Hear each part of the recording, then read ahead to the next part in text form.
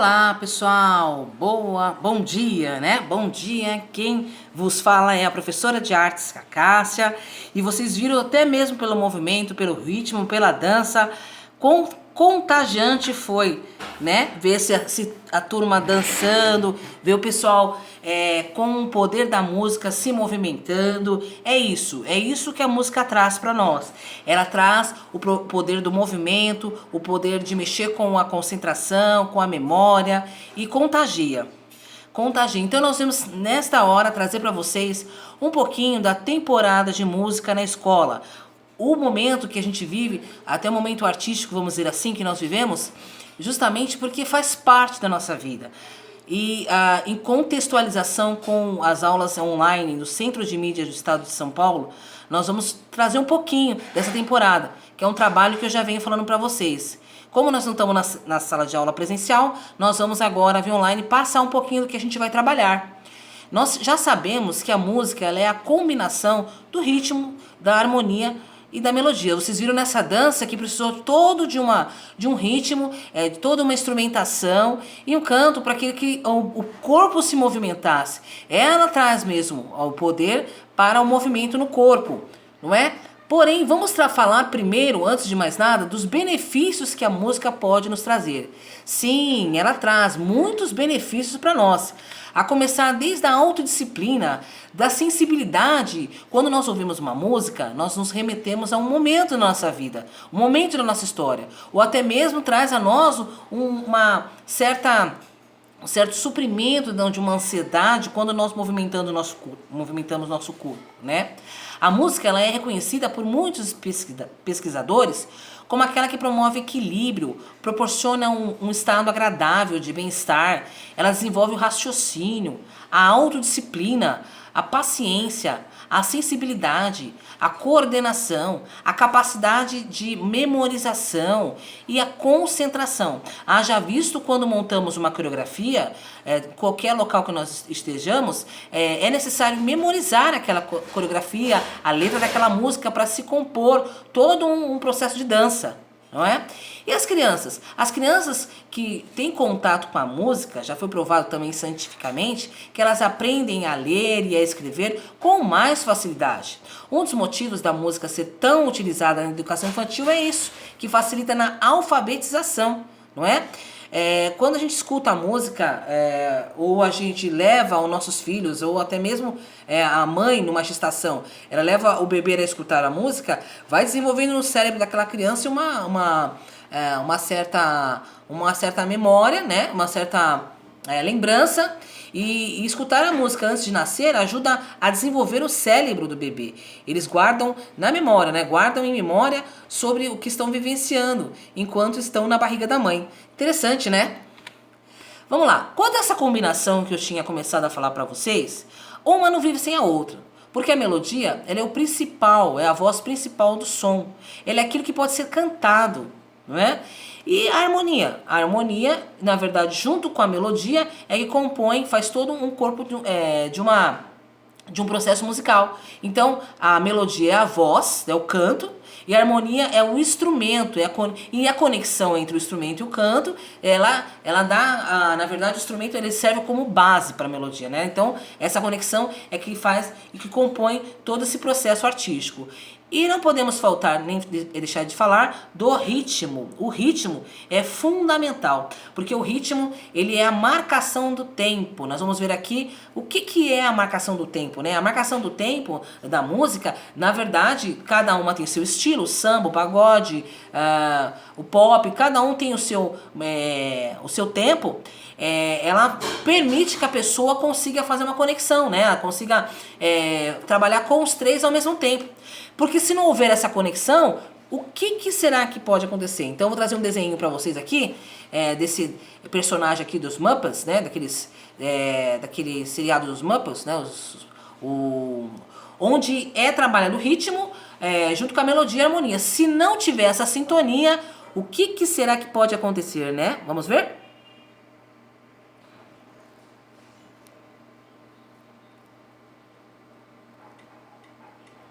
Pulsação do tempo, esse aparelho que vocês estão vendo.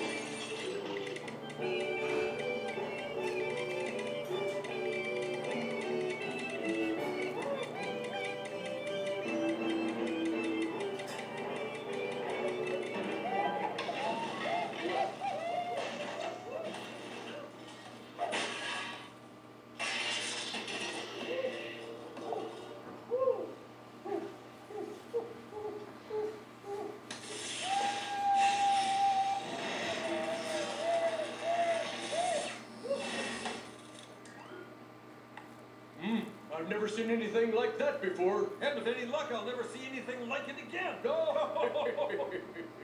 Wait again. Oh, right. Olha lá, vocês viram o personagem do seriado Pupils? Ele mostrou como exatamente é quando a gente não está em sintonia, né? Nem a melodia com o instrumento e o ritmo, todo mundo fora, o estrago que dá é terrível, vocês viram, né?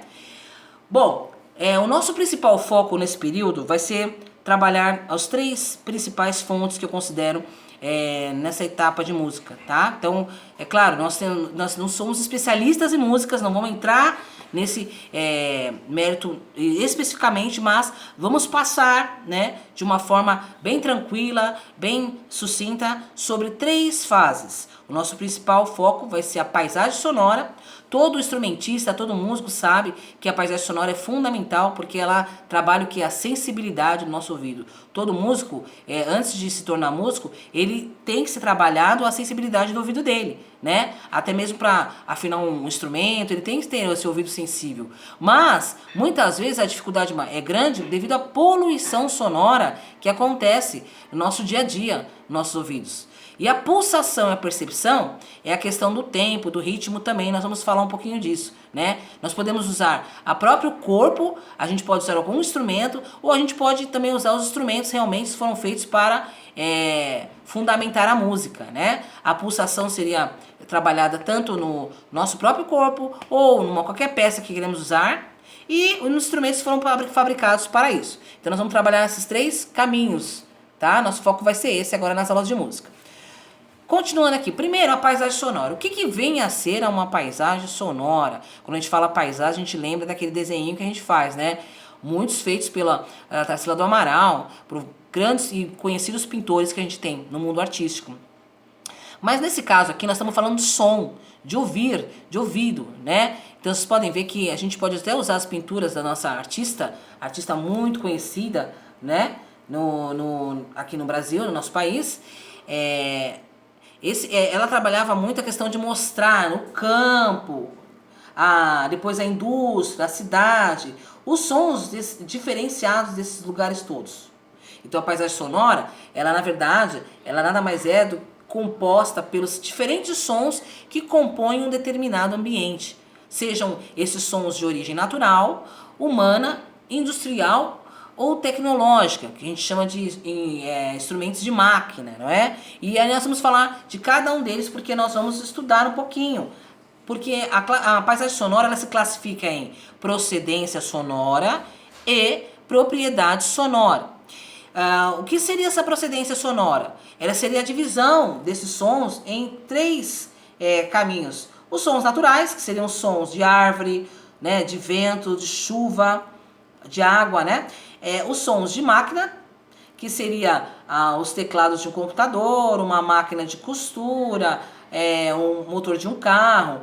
E o som humano, que seria alguém falar, gritar, chorar, crianças, não é? Correndo, enfim. Nós temos passos, nós temos vários exemplos que a gente pode citar na questão da procedência sonora, tanto nos âmbitos naturais, como nos sons de máquinas e nos sons humanos, certo? Então isso aqui é só para vocês estarem acompanhando junto comigo.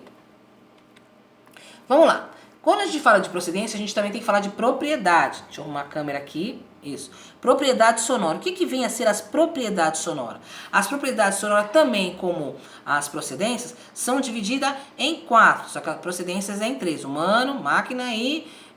tinha comentado com vocês que eram os naturais. São 3 as procedências. Já as propriedades sonoras são divididas em 4. Quais são elas? A altura, a duração, a intensidade e o timbre de um som. A altura que eu falo é de som. Então vamos lá, depois a gente vai ver isso na música.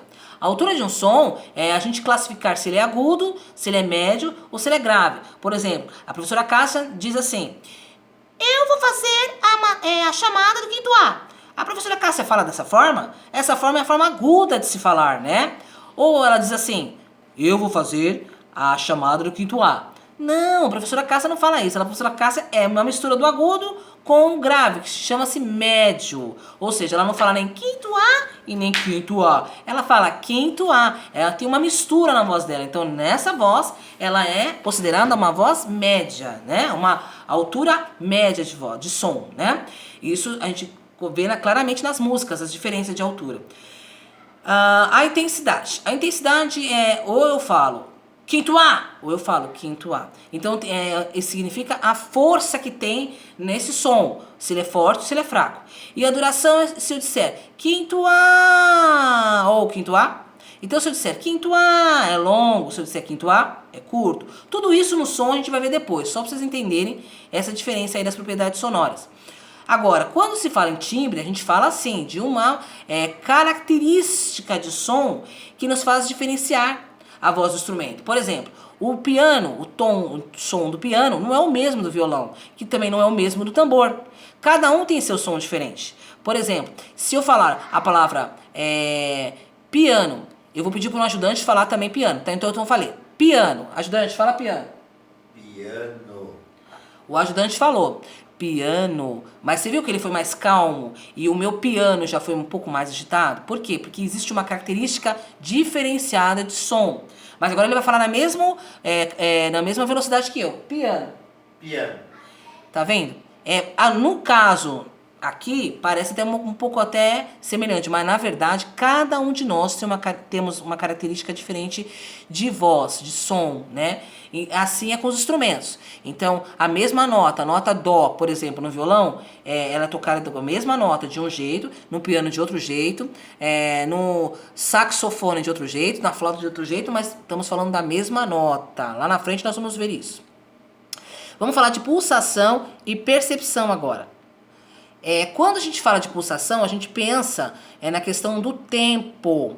Isso é muito importante, né? Então, para a gente ver um pouquinho isso, nós vamos ver um vídeo, mas antes disso eu quero dizer para vocês o seguinte: a pulsação, ela refere-se às batidas do ritmo ou também pode ser chamada de tempo. Essas batidas é medida em seções regulares, chamadas compasso.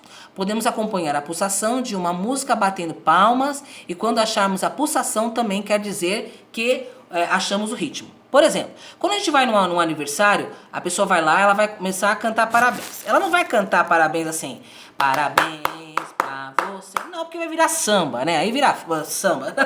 Ela vai cantar parabéns.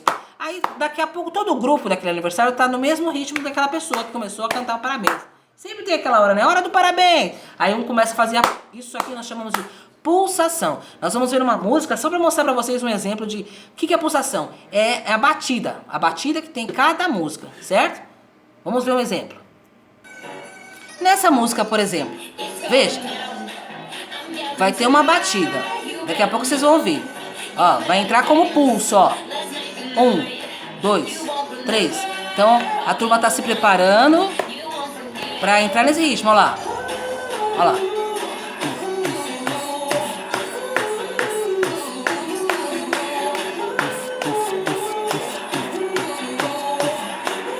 2, 3, já. Ó lá. Tá ouvindo a batida? Ó lá. Tuf, tuf, tuf, tuf. Todas as músicas têm essa batida para entrar no ritmo, né? Seja lento ou não. Olha lá. Tuf, tuf, tuf, tuf. Estão ouvindo? É mais ou menos isso. Esse é o tempo dessa música, por exemplo. Certo?